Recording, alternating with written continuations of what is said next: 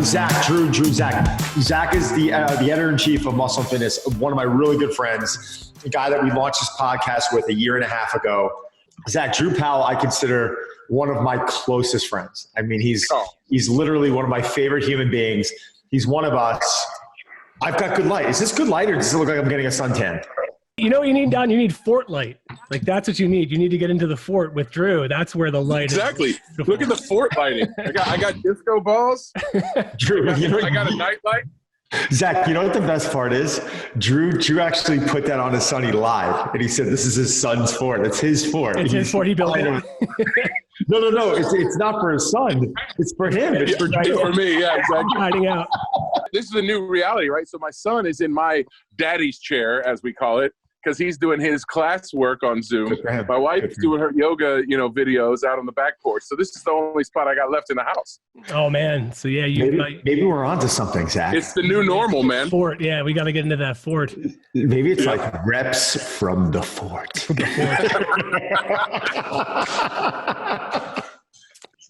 Well, I'll have you know, Don, I just finished day 2 of the workout, and my ass is on fire.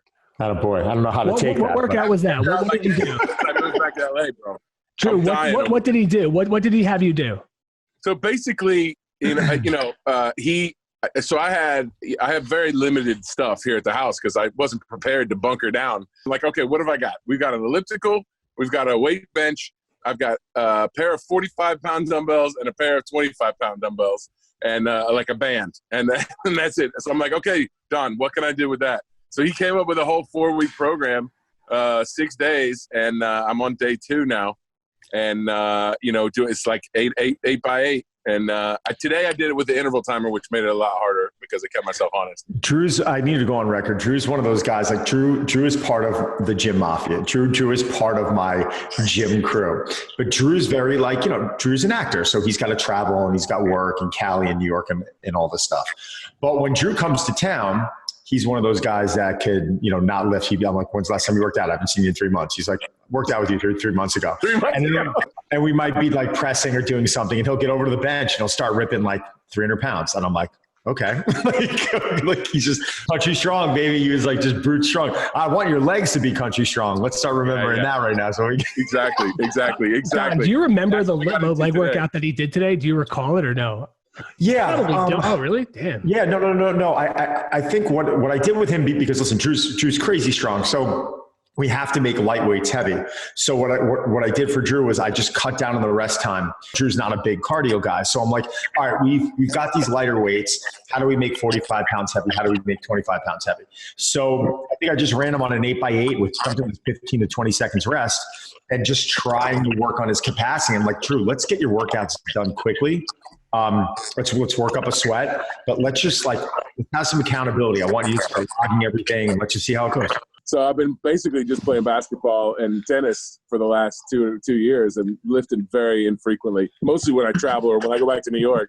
So this is the first time, like 2 days now. And the difference is what I forgot about when I worked out with you before, Don, is how you feel that burn for 24 hours. Like, my upper body. So yesterday was upper body. So it was, I did pressing and incline, flies, couple other things, and I'm still feeling that. Well, now I got to burn on my whole body. It's one of the many things that makes Don so good at what he does is that he doesn't have this blanket approach. I know he's really, he listens to the people and he makes sure that he creates something that works for them, and it's also malleable. But as an actor, do you have to be, do you have to be able to fluctuate and like either look bigger or small, like just because of the role? And have you ever been turned down for a role because you haven't been a specific size?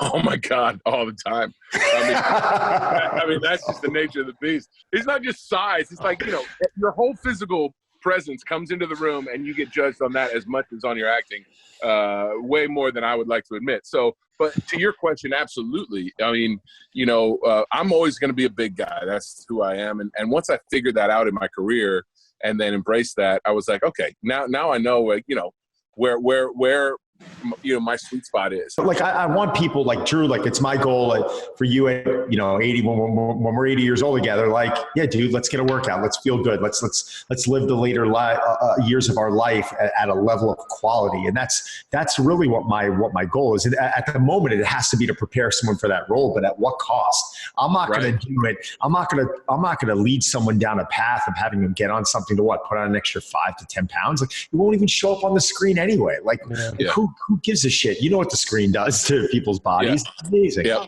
But it's lucky that you think that way, Don. Like a lot of people would just be like, yeah, I know where to get it. And then not even think about like cancerous cells and things like that. So like, that's again, one of the things, you think you're thinking steps ahead rather than just like thinking of that quick fix. You know what I mean?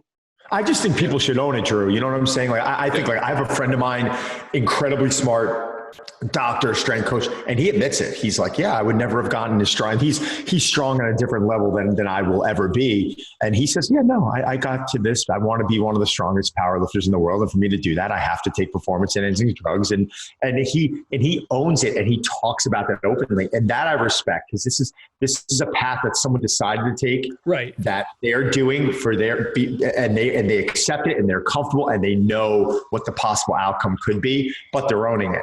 Look, I frankly, I didn't have a great opinion of personal trainers until I met Don, because I had just met a lot of guys, particularly out here, that didn't know what they were talking about. They're much more interested in chasing tail, and it wasn't not a bad thing. Kind of like and then I met these guys at Drive, and I was like, oh, this is a totally different game. And you hit the nail on the head, which was it wasn't one size fits all. On IMDb, your first credit is on the TV series Popular, and you were Bouncer. Do you remember that? Is that your first one? Is that your first role?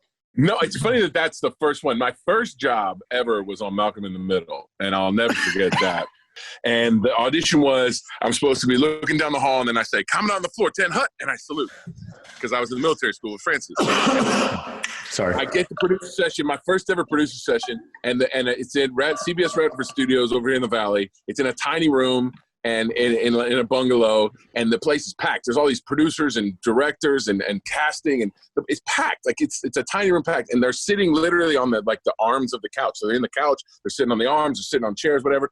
So here I am. It's my turn. You ready to go? Yes, sir. Okay, here we go. And I go, coming on the floor, 10 Hut, and I go, I hit myself in the eye so hard, like in the eyeball, not the eye. Like it was bad. And so I finished the audition like this, covering my eye, and it's silent for about, it felt like an eternity. And then slowly I hear the laughter, and then it starts to grow. And then one of the dudes fell off the end of the couch. They were laughing so hard. And I'm like, well, I either got this job or I'm never going to work again. Okay. And, a couple of days later, I got the call. That got me in the union, and that did 13 episodes of that show after that. So with the Marine, it's funny because so I had just started with WWE at that time, and that was John Cena's first movie. Yeah, and they screened it for us, and they were like, "All right, guys, what did you think?" And we're all like, I thought it was entertaining. I thought it was entertaining. I interviewed John recently, and because I knew him from WWE, I used to see him every week because I was on the road with them, and he's a super nice guy. And I asked him about that. I was like, look, I don't think you were bad in the movie, but I thought the movie was bad. And he was like, yeah, I took it hard. Yeah. And he said he took it I don't know about that. I don't know. I thought it was an entertaining movie. I've actually watched it a couple times. Don't ever take Don's recommendation. No. I think it was entertaining. Like John and I had this great chemistry that, because literally I was on the first day of the movie and the last day of the movie. I kind of agree with you, Zach. It definitely it was one of those that they didn't spend a ton of time thinking about script and stuff. They just wanted to make stuff blow up, and that's okay too. When you get like this a reoccurring role, or you get on a series like Gotham that runs from 2014 to 2018, is that like just like a home run? Are you like, yeah? Because that seems like, to me, if I were an actor, I would just be like, all right, I hope this runs forever. Mm-hmm. That's a very, very astute point, man, because that's exactly what it is. And it's funny because it used to be when it was kind of just ending as I started my career, but it was like TV and film were so separate. Like if you were a film actor, you'd never do TV. Well, clearly that's, you know, the paradigm has shifted completely, and it's all kind of the same now, especially now you've got movies that are being released on because you can't go to the theaters. So when, you know, it's the whole thing is absolutely different than it was. But the thing that I love about a series is that it's exactly what you said. You get a chance to sit with the character. You get that you have a job. You know exactly what you're doing for the next, you know. But look, from year to year, you never assume a show's going to go forever. Even with Gotham, you know, I thought it would go for a while, but you never know. And sure enough, you know, I got killed off at the end of season 4, and that was that. But that was emotional for you, though, right? I mean, that was like. Yeah, I mean, you got. I mean, I met a couple of those cast members, and everyone seemed like somewhat of a family. And that was really thought of it that way. That's exactly right, Don. It was for whatever reason, without just a group of people, we just loved each other. We got along really well, which makes it so much sweeter. Because Zach, you're right. You get that job, and you're like awesome, and then it goes, and you're awesome, and then it's successful, and it's awesome. Like it is, it keeps going, and then like the cream, the icing on top of the cake is that you all get along, and it's fun, and there aren't a bunch of dicks. You know, because that's not always the case. How is it that you're able to kind of keep finding these roles? I mean, is it just you audition like constantly, or now are people like coming after you because you've been in the game so long and you've got to know so many people? It's a little bit of both. It's always a hustle. Dustin Hoffman said it once, and I thought if he said it, then it must be true. He's like, the best part about being an actor is that you're always running scared, and the worst part about being an actor is that you're always running scared. And it's true because, you know, Gotham was awesome, and then Gotham was over. And then I did like 5 different shows as guest stars and movies. I did a Lifetime movie that was crazy. I did a movie about Ted Kaczynski. I did a pilot that didn't go. To get a job at all, you know, is a blessing. And so, you know, it's a constant grind for most actors, you know, once you get to, you know, Ryan Reynolds status, you know, but it's interesting that you say that. The second you thought that, I thought of Ryan. I mean, you know how close I am with Ryan, and I saw him today. We were doing this, but he's, you know, he's got a level of, I think the reason why I like him so much is because he's got this level of humility, and, you know, Ryan has never taken his career for granted. I mean, he's always someone that's like, you know what, like, things are good now, but they probably won't be in 6 months or a year. Who knows? Like, and I've always respected that of him. And when you said that, I started thinking about my roster. And I don't think I have anyone who's ever sat there. Every single one of them, I think, has in the back of their head that I don't want to say it's a fear, but that thought process, like, I got to strike when the iron's hot. Who knows? You know, who knows how long things are going to go for? And it just shows that your industry does that to you, I guess, right? Yeah, absolutely. 100%. And it's, you know, there's a certain, it keeps you running, as that old, was that Doobie Brothers song? Because you can't afford to kind of rest. That's one of the interesting things about this crazy situation that we're in now is that it's the only time I know of in my career of 20 years, 22 years that production is shut down everywhere. And, you know, and I was on this great show that's going to come out this summer called Coyote, with Michael Chiklis about the border. And it's like Breaking Bad meets Narcos. It's going to be awesome. We got 6 episodes of that in, and then it's shut down. What's it going to be on? It's on Paramount Network. Paramount. Okay. Yeah, I got that. Yeah. So check that out whenever. Hopefully it'll still drop this summer. But you know, but this is the only time I can think of in my career where I actually can relax a little bit because there's nothing I'm not missing out on anything. But it's the only time I can think of where my brain has actually literally just been at rest because it's on pause. Everything's on pause. I also had another question just about like, sometimes, you know, actors got to act. That's the job, right? So sometimes even if it's like not the most compelling script that you got or opportunity, sometimes you just got to bite the bullet and take it, right? Because you still got to act. You still got to put food on the table. Look, every art, because ultimately you're an artist and you get to choose how your career in that art works. So there's been certain times where even though we needed the money, it was something I just couldn't do. It was just, and I won't bore you with the details of that. You know, sometimes you have to make those decisions, but a lot of the time, you do a job because you got to do a job. I think everybody assumes you're either a waiter or you're a movie star. And there's a whole bunch of us that are right in the middle of that spectrum. Yeah, I mean, but it's clear that you've hustled and you made it work, and you've got. I mean, look, you're is it Ray? Some of the ones we didn't mention, by the way, Ray Donovan, The Office, The Mentalist. I mean, there's a lot of just you've shown up on a lot of places. I mean, those are all really like. And I was actually not to jump in quick, but I trained Liev Schreiber also, and I think they just they just called you back on Ray Donovan recently. Yeah, at the end of last season, I came back. Sure. I was season 1 and season 7. Yeah, but I was laughing because I was talking to Liev about it, and Liev's a very like straight, in your face, very, very honest person. And I was like, Drew's coming back on, and he looks at me and he goes, "That boy can act."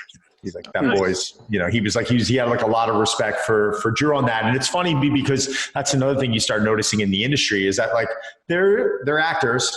And then they're actors. It's like, you know what I'm saying? And it's interesting to hear amongst the colleagues who, everyone respects as actors. When you get that kind of respect from your peers, it's like, because you're right, Zach, I have been hustling. It's part of the deal. And I feel very lucky that, it's a calling. I tell people like, this wasn't a choice.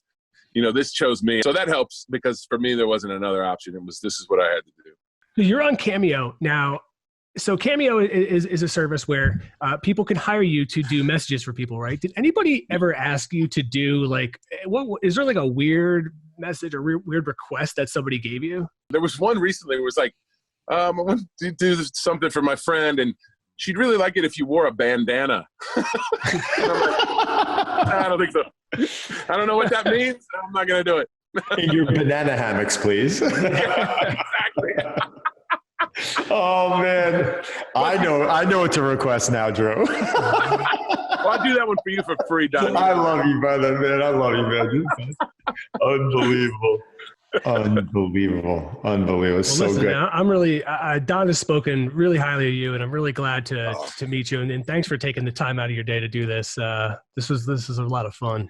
Well, when we're all done, Drew, Zach, you're going to come in. Me, you, and Drew, we'll get a workout together and kind of catch up. I need you guys to meet in person, man. You guys. I'd love to. That would be really absolutely cool. Yeah. No, this just flew by. That's always a good sign when the time flies by.